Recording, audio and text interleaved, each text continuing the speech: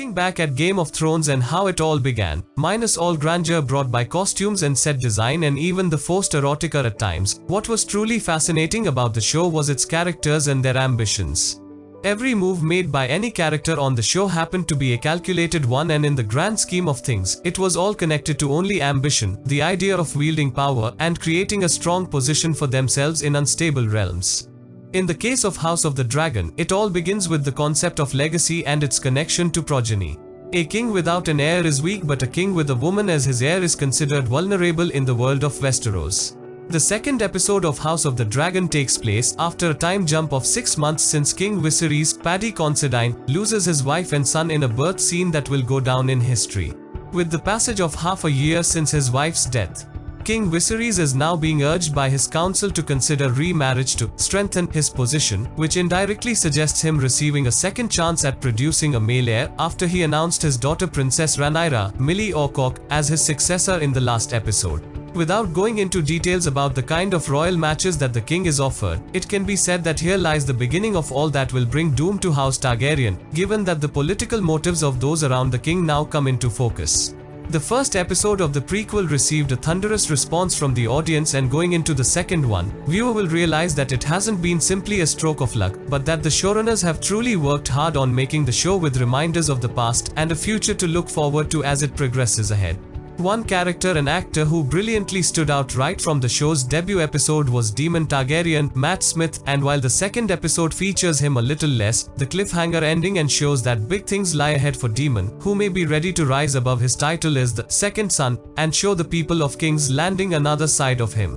Daemon's arc already seems to be building towards something extraordinary, and when compared to Game of Thrones, I'd hope he gets a Jaime Lannister, Nikolai Coster-Waldau style journey.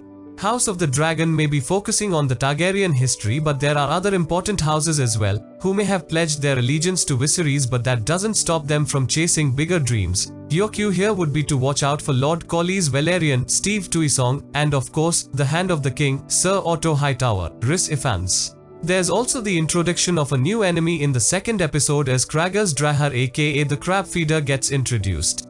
Keeping the gory elements a notch lower than the debut episode, this time the show does focus more on the mind games. In a particularly brilliant exchange between the Queen That Never Was aka Rhaenys Velaryon, Eve Best, and Princess Rhaenyra Alcock, the former delivers a powerful line: "Men would sooner put the realm to the torch than see a woman sit on the Iron Throne."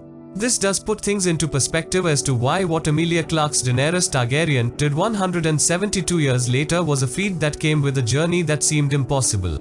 When they say, "Uneasy lies the head that wears the crown," it's an expression that gets visual manifestation in shows like Game of Thrones and House of the Dragon.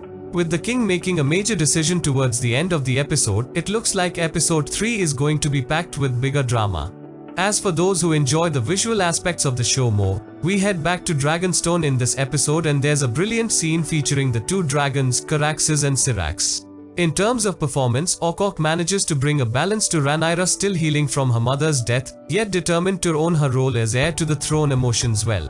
Emily Carey's Alicent Hightower is expectedly get a chance to portray more layers to her character in the next episode. Rhys Ifans continues to impress as Otto Hightower. The tension between him and Matt Smith's Daemon is delectable to watch. All in all, the second episode of House of the Dragon forms a great setup for some major events that lie ahead. What's missed so far though is some lighter moments that a character like wine-chugging Tyrion Lannister brought so easily to Game of Thrones thanks to Peter Dinklage's fine act. And that was a video, guys. Do tell us in the comment section whether you like this episode or not. I'll see you in the next video soon.